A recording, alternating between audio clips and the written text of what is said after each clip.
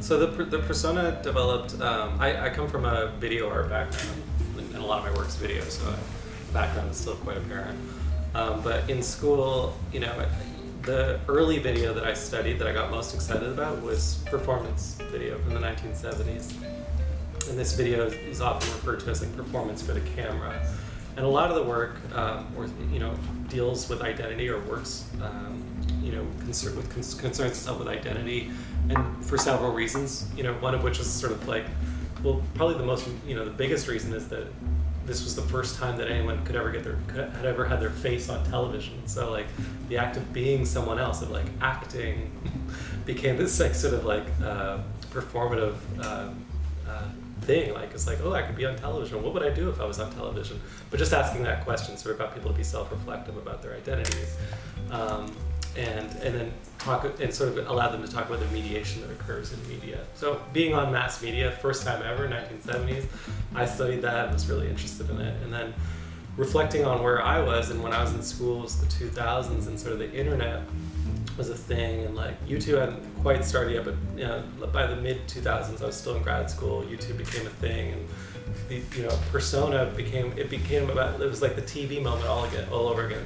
Getting your face on TV was like getting your face on a computer screen. The internet really seemed to be all about this personal celebrity. Now this seems like a foregone conclusion. But then I was like really charged up. I was making those connections. I was like, oh my God, this is a new moment. We're on the brink of something different here. And I think at the time too, like people were talking about brand of me, like millennials and stuff, and like this sort of self-entitled culture. And I think all of that added up to this persona, and there were other elements too, I guess. The fact that he's a famous new media artist. New media was something that I was exploring as like this, because I was very technologically focused and minded. But I didn't relate to other new media artists. I found them like really kind of like bizarre and snobby and like exclusive, and they weren't showing work at the galleries that I was into, and so I found that it was like this marginalized community. I already felt like I was in a little bit of a marginalized community as a video artist in the art world, by the way. Marginalized in no way, like like I did not feel like impoverished in any way, but was trying to break out, become a success, right? As any young artist wants to be. And I wanted to do more technology-based work, but I didn't want to narrow my audience. I didn't want my audience to become smaller because of what I was interested in. So I started thinking about or reflecting on that type of person, and that type of person was really kind of me.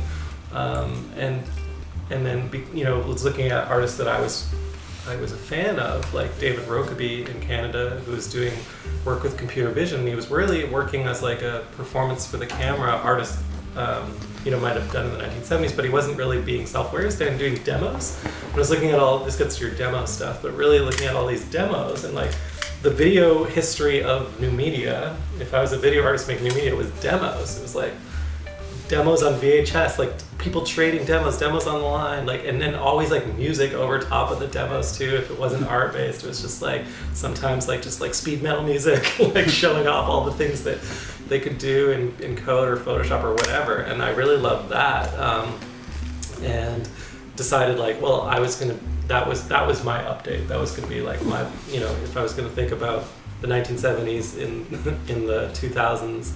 Or the naughties, as they call them, then I would do so as famous new media artist Jeremy Bailey, this persona that I developed. It's a bit of a convoluted answer, but yeah, that's kind of how it came about. It's a great answer.